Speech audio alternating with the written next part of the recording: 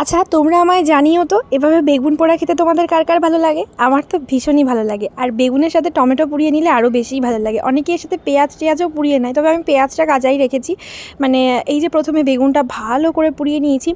গ্যাসে তো আমাদের পারকতা নেই, তাই গ্যাসে করতে হচ্ছে, কিন্তু যারা উনুনে করতে পারে তাদের মানে কি বলবো, সেরকম বেগুন পোড়া খেতে জাস্ট অসাধারণ লাগে।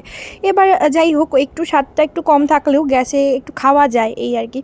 তো উনুনে করতে পারলে বেশি ভালো হতো। তো আমি না এই যে বেগুন পোড়াতে পোড়াতে চামচের পেছন দিয়ে একটু খোঁচা দিয়ে দেখে নিই যে বেগুনটা পারফেক্টলি ভেতরে পুড়েছে কিনা।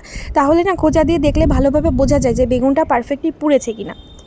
তো এই যে ফাইনালি বেগুন আর এই টমেটোটা পোড়ানো হয়ে গেছে। আচ্ছা, আমাকে জানিও তো কার কার আমার ভিডিও দেখতে ভালো লাগে। অনেকেই দেখো আমি জানি, আর অনেকেই কমেন্টস করো সুন্দর সুন্দর, আবার অনেকে দেখে কমেন্টস করো না। সেটা তোমাদের পার্সোনাল ব্যাপার, সেটা কোনো ব্যাপার না। যাদের ভালো লাগবে অবশ্যই করবে আর সাপোর্ট করবে আমাকে, এটাই আমার সবথেকে বড় পাওয়া। আর কার কার ভালো লাগে অবশ্যই কিন্তু জানিও। ইউটিউব থেকেও অনেকে দেখো, ফেসবুক থেকেও দেখো। আমার দুটোতেই নাম আদ্রিতার গল্প। আর তোমাদের নামটা কেমন লাগে অবশ্যই জানিও। আদ্রিতা আমারই নাম, আর আমার নাম দিয়েই আমি আর কি সুন্দর একটা পেজ আর একটা ইউটিউব চ্যানেল খুলেছি।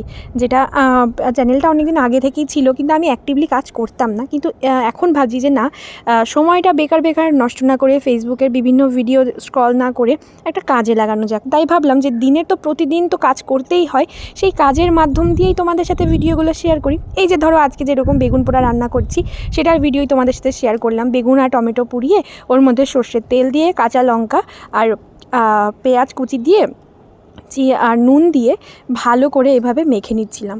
তো এটা খেতে আমার তো ভীষণ ভালো লাগে, আর আমাদের বাড়ির সবারই এটা খেতে খুব ভালো লাগে। তোমাদের কার কার ভালো লাগে অবশ্যই কমেন্টস করে জানিও। আর এটা কিন্তু খুব ভালোভাবে মেখে নিতে হবে। এটা মাখানোর ওপরেও কিন্তু টেস্টটা নির্ভর করে, মানে মাখানোটাও খুব ভালো করে না মাখলে টেস্টটাও ভালো আসে না। দেখবে আলুর চোখা বানাতে গেলেও খুব ভালো করে মেখে নিলে তার স্বাদ হয় আলাদা, আর নর্মালভাবে মাখলে তার স্বাদ হয় আলাদা। তো আমি এই যে খুব ভালো করে সুন্দর সুন্দর করে মানে চটকে মেখে নিচ্ছিলাম। আর এটা তো খেতে খুবই ভালো লেগেছিলো। তোমাদের কার কার ভালো লেগেছে অবশ্যই কিন্তু কমেন্টস করে জানিও।